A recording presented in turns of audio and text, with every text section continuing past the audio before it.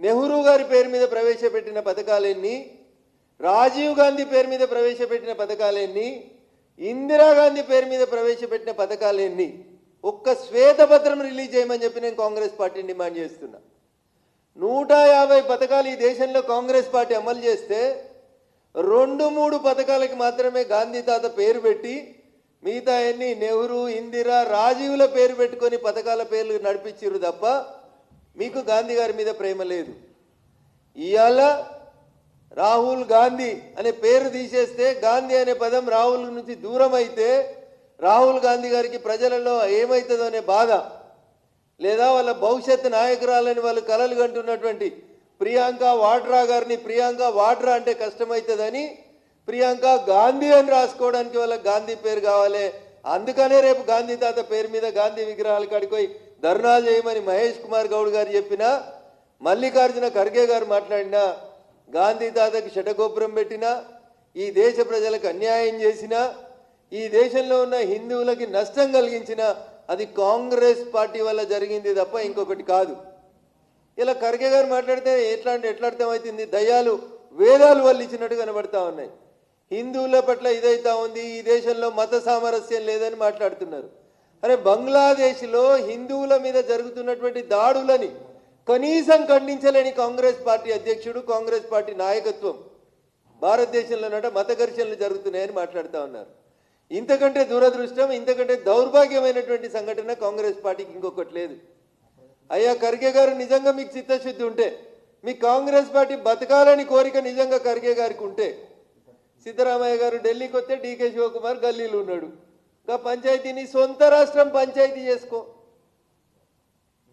DK Shivakumar వారు ఇద్దరు, సిద్ధరామయ్య ఇద్దరు, ఒక ఆయన పొద్దుగల్లో స్టేట్మెంట్ ఇస్తుండే, ఇంకో ఆయన పగటిలు ఇంకో స్టేట్మెంట్ ఇస్తున్నాడు. నేనే ముఖ్యమంత్రి అంటాడు ఈయన, నేను దిగేది లేదంటాడు ఆయన. నీ సొంత రాష్ట్రం కదా ఖర్గే గారు, నీ సొంత రాష్ట్రాన్ని కాపాడుకో. రేపు ఎన్నికలు వస్తే ఏమవుతుందో చూసుకో నీ సొంత రాష్ట్రంలో కాంగ్రెస్ పార్టీ పరిస్థితి. వీళ్ళు వచ్చేట మహాత్మా గాంధీ గారి పేరు మీద మేము దేశవ్యాప్తమైన ఆందోళనలు చేస్తాం. మీరు చాలా రకాలైనటువంటి ఆందోళనలు చేసారు. మీరు ఎన్ని ఆందోళనలు చేస్తే మీ పార్టీ అన్ని చోట్ల ఎక్కువగా ఓడిపోతూ వస్తూ ఉంది. ఓటు చోరీ అన్నారు, బీహార్ తర్వాత ఓటు చోరీ బంద్ అయిపోయింది. సర్ అన్నారు, సర్ బంద్ అయింది. మళ్ళీ ఇప్పుడు ఏమైనా వెస్ట్ బెంగాల్, తమిళనాడు ఎన్నికలు వస్తుంటే అప్పుడు ఏమైనా లొల్లి పెడతారేమో తెలియదు. కాబట్టి కాంగ్రెస్ పార్టీ విధానాలు భారతదేశానికి వ్యతిరేకంగా, ఈ దేశంలో ఉన్నటువంటి హిందువులకు వ్యతిరేకంగా 100% భారతదేశాన్ని బదనాం చేసేటువంటి కార్యక్రమాన్ని కాంగ్రెస్ తన ఎజెండాగా పెట్టుకుంది తప్ప ఇంకొకటి కాదు. అందుకనే పార్లమెంట్లో మాట్లాడినా, బయట మాట్లాడినా వాళ్ళకి ఎవడు రాసి ఇస్తాడో ఏం మాట్లాడతారో కానీ ఎంత భావదారిద్ర్యం అంటే, బాప్ ఈవీఎంకు లాతా, బేటా ఈవీఎంకు గలత్ బోల్తా, ఇది వాళ్ళ ఆలోచన విధానం. ఈ దేశంలో బ్యాలెట్ పేపర్లను రద్దు చేసి ఈవీఎంలను ప్రవేశపెట్టిన రోజు కాంగ్రెస్ పార్టీ ఊదిన బాకా ఏంటంటే, దేశాన్ని 21వ శతాబ్దంలోకి తీసుకుపోతున్నాం, కొత్త తరం నాయకత్వం వచ్చింది, బ్యాలెట్ పేపర్లు టైం వేస్టు, ఈవీఎంలు, కంప్యూటర్లు, ల్యాప్టాప్లు భారతదేశంలో మా నాయకుడు రాజీవ్ గాంధీ ఇంట్రడ్యూస్ చేసిరని ఊదిరు బాకాలు. తెలంగాణలో కాంగ్రెస్ గెలుస్తుంది, ఈవీఎంలు మంచి. కర్ణాటకలో కాంగ్రెస్ గెలుస్తుంది, ఈవీఎంలు మంచి. రాహుల్ గాంధీ అమేథీలో, వయనాడులో గెలుస్తాడు, ఈవీఎంలు మంచి.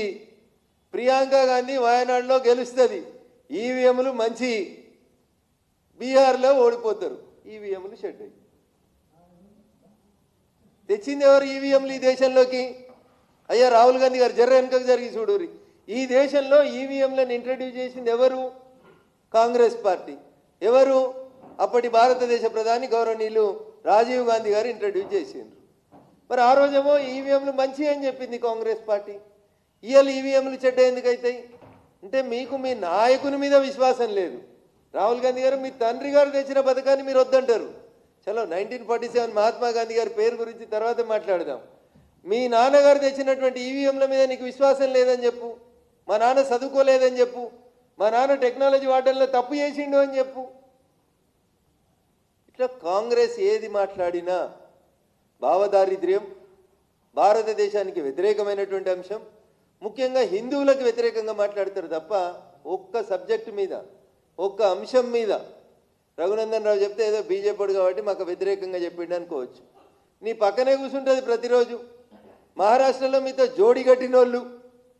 నేను 4 సార్లు ఎంపీ గెలిచి వచ్చిన బారామతికి వెళ్ళని చెప్పింది ఒక సీనియర్ ఎంపీ. 2009 నుంచి పార్లమెంట్లో ఉంటుంది ఆమె. ఎవరు? శ్రీమతి సుప్రియా సూలే గారు. సుప్రియా సూలే గారు చెప్పిండ్రు, I don't want to blame EVMs. ఒకవేళ నేను ఈవీఎంలను బదనాం చేస్తే నన్ను నేను బదనాం చేసుకున్నట్టు, నా ఎన్నికను నేను తక్కువ చేసినట్టు అని చెప్పింది. ఇక మరి మీకు ఎప్పుడు అర్థమవుతుంది కాంగ్రెస్ పెద్దలారా? ఒకసారి ఆలోచించారు. అందుకని మీరు అప్డేట్ కండి కొంచెం దయచేసి. రాజీవ్ గాంధీ గారు అప్డేట్ ఇచ్చినటువంటి కంప్యూటర్లని ఇంకొంచెం అప్డేట్ చేసుకొని కొంచెం టెక్నాలజీని వాడుకుంటే బాగుంటుంది అనేది నేను వారికి సందర్భంగా సూచిస్తూ, పేరులో కాదు పథకంలో మేము తెచ్చినటువంటి మార్పుల మీద మీరు ఏమైనా సృజనాత్మకమైనటువంటి సలహాలు ఇవ్వండి అంటే పార్లమెంట్లో పేరు మార్చిర్రు అని లొల్లిపెట్టిర్రు తప్ప పథకంలో వచ్చినటువంటి మార్పులు ఏంది, దానివల్ల కలిగే లాభ నష్టాలు ఏంది అనేటువంటి అంశం మీద చర్చ జరపడానికి కాంగ్రెస్ పార్టీ ఇంట్రెస్ట్గా లేకపోవడం అనేది నిజంగా బాధాకరమైనటువంటి విషయం. అందుకని నేను మళ్ళీ చెప్తా ఉన్నాను, నిజంగా మీకు చిత్తశుద్ధి ఉంటే బంగ్లాదేశ్లో హిందువుల మీద జరుగుతున్నటువంటి దాడులను ఖండించండి. మీద కానీ వాటి గురించి మాట్లాడారు. ఎక్కడైనా బ్యాలెట్ పేపర్ మీద ఎన్నికలు జరిగి మేము గెలిస్తే దాన్ని కూడా వాళ్ళకి జీర్ణించుకునేటువంటి శక్తి లేదు. అందుకని కాంగ్రెస్ అంటేనే ఒక ఫెయిల్యూర్ పదార్థంగా మిగిలిపోయింది. కాంగ్రెస్ అంటేనే ఒక గ్రూప్ ఆఫ్ పీపుల్ ఒక అభిప్రాయం మీద ఉండరు. విభిన్న అభిప్రాయాలు, విభిన్న దారులు, విభిన్న తొవ్వలు. Congress A, Congress B, Congress C, Congress Z దాకా కాంగ్రెస్ ముక్కలైనటువంటి కాంగ్రెస్ ఈ దేశాన్ని కూడా అట్లే ముక్కలు చేయాలని చూస్తుంది. కాబట్టే మీరు జంజీ పేరిట పిలిపించిన, ఇంకో దాని పేరిట పిలిపించిన నరేంద్ర మోడీ గారి నాయకత్వాన్ని మాత్రమే ఈ దేశ ప్రజలు కోరుకుంటున్నారు తప్ప నకిలీ గాంధీల వారసత్వ రాజకీయాలకి భారతదేశ యువతం ఎప్పుడో చరమగీతం పాడిందనేది దయచేసి అర్థం చేసుకోవాలని ఈ సందర్భంగా మల్లికార్జున ఖర్గే గారికి సవినయంగా అప్పీల్ చేస్తా ఉన్నాను. Thank you. ఇంతకుముందు ఎంజీఎన్ఆర్ఈజీఎస్ పేరు మీద గ్రామ పంచాయతీలలో ఉన్నటువంటి అకౌంట్లన్నింటినీ భారత పార్లమెంట్ చట్టం చేసింది కాబట్టి వారం 10 రోజులలో అకౌంట్లన్నీ విబి రామ్జీ అకౌంట్లుగా మార్చబడతాయి. ఎందుకంటే భారత పార్లమెంట్ చేసినటువంటి చట్టం కాబట్టి ఖచ్చితంగా అన్ని పంచాయతీలకి దేశవ్యాప్తంగా ఒకే చట్టం ఒకటే అమలు అవుతుంది. కాబట్టి ఎంజీఎన్ఆర్ఈజీఎస్ ఖాతాలన్నీ విబి రామ్జీ ఖాతాల కిందనే మార్చబడతాయి.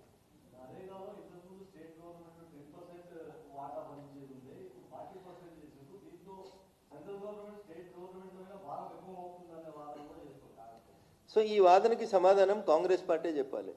దేశానికి స్వతంత్రం వచ్చిన తర్వాత 55 సంవత్సరాలు ఈ దేశాన్ని పాలించినటువంటి కాంగ్రెస్ పార్టీ ఏమైనా మాట్లాడితే భారత రాజ్యాంగం అని పుస్తకం చూపించేటువంటి కాంగ్రెస్ పార్టీ నాయకులారా, భారత రాజ్యాంగం డాక్టర్ బిఆర్ అంబేద్కర్ గారు రాసినటువంటి రాజ్యాంగం, తర్వాత పార్లమెంట్లో జరిగినటువంటి కాన్స్టిట్యూయెంట్ అసెంబ్లీ చర్చలలో డిజల్యూషన్ ఆఫ్ ఫండ్స్ విషయం లోపల భారత ప్రభుత్వం రాష్ట్రాలకి పన్నులను ఏ రకంగా పంచాలనే విషయంలో కొన్ని నిర్దిష్టమైనటువంటి నిబంధనలు పెట్టింది.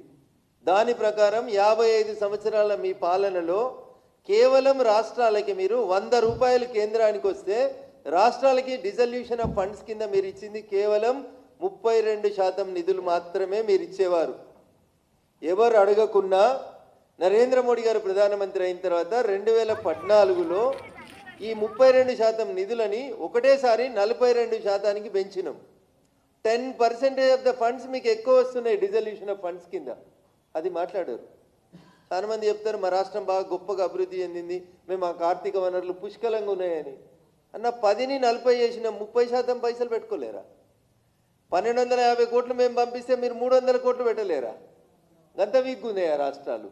మీరే చెప్తారు కదా మేము స్వయం సమృద్ధి సాధించినాం, 2047 వరకు 3 ట్రిలియన్ల ఆర్థిక వ్యవస్థ అవుతుంది మాది, గాలికి 300 కోట్లు కష్టమవుతాయి. సో ఇది ఓన్లీ లేమ్ ఎక్స్క్యూజ్ తప్ప, ఆడలేక మధ్యలోడు తప్ప ఇంకొకటి కాదు. ఎస్, వాళ్ళు 100 రోజులే ఇచ్చిండ్రు కూలి, మేము ఇలా 125 రోజులకు పెంచినాం. వాళ్ళు ఉన్నప్పుడు 170 రూపాయలు ఇచ్చేటోళ్ళు కూలి, ఇలా మేము 307 రూపాయలు ఇస్తున్నాం పర్ డేకి. దీన్ని ఎందుకు మాట్లాడారన్నా? నేను అదే చెప్తా ఉన్నా, ఆడలేక మధ్యలో ఓడింది అన్నట్టు. 32ని 42కి పెంచినాం. మీరు 55 ఏళ్లలో 1% పెంచమంటే 1% పెంచమని కాంగ్రెస్ ముఖ్యమంత్రులు అడిగితే కూడా మీరు పెంచలేదు. మేము 32ని 42 పెంచినాం. 100 పని రోజుల్ని 125కి చేసినాం. మీరున్నప్పుడు 200 రూపాయలు కూడా ఇవ్వకపోదు ఉపాధి హామీ కూలి, ఇలా మేము 307 రూపాయలకు పెంచినాం. మేము నిర్మాణాత్మకంగా పనులు జరగాలని కోరుకుంటున్నాం. ఖర్చు పెట్టే ప్రతి పైసా పేదోడికి చేరాలని కోరుకుంటున్నాం. అంత్యోదయ లక్ష్యంగా పనిచేస్తున్నాం. సాక్షాత్తు మీ ప్రధానమంత్రి గారు ఆ రోజు దేశ ప్రధానిగా ఉన్నటువంటి కాంగ్రెస్ ప్రధాని రాజీవ్ గాంధీ గారు చెప్పారు, మేము ఢిల్లీకి వెళ్ళి రూపాయి పంపిస్తే గల్లీకి 15 పైసలే పోతున్నాయి, మధ్యలో 85 పైసలు జారిపోతున్నాయో అని చెప్పిండ్రు. నరేంద్ర మోడీ గారు ప్రధానమంత్రి అయిన తర్వాత 99.99% ఎంజీఎన్ఆర్ఈజీఎస్ డబ్బులు నేరుగా లబ్ధిదారుల ఖాతాలలో వేసినాం. ఎక్కడ ఒక్క పైసా వేస్ట్ కాలేదు. మీరు రూపాయి పంపితే 15 పైసలు ముట్టినాయి, మేము రూపాయి పంపితే రూపాయి అక్కడ ఉన్నటువంటి లబ్ధిదారులకు చేరే రీతి లోపల మా పనితీరు మెరుగుపడతా ఉంది. అందుకనే ప్రజలు మమ్మల్ని కంటిన్యూస్గా ఆశీర్వదిస్తూ ఉన్నారు. ఈ పథకంలో వచ్చిన మార్పుల్ని ప్రజలు స్వాగతిస్తారని, అర్థం చేసుకుంటారని మేము సవినయంగా వారికి అప్పీల్ చేస్తూ ఉన్నాం.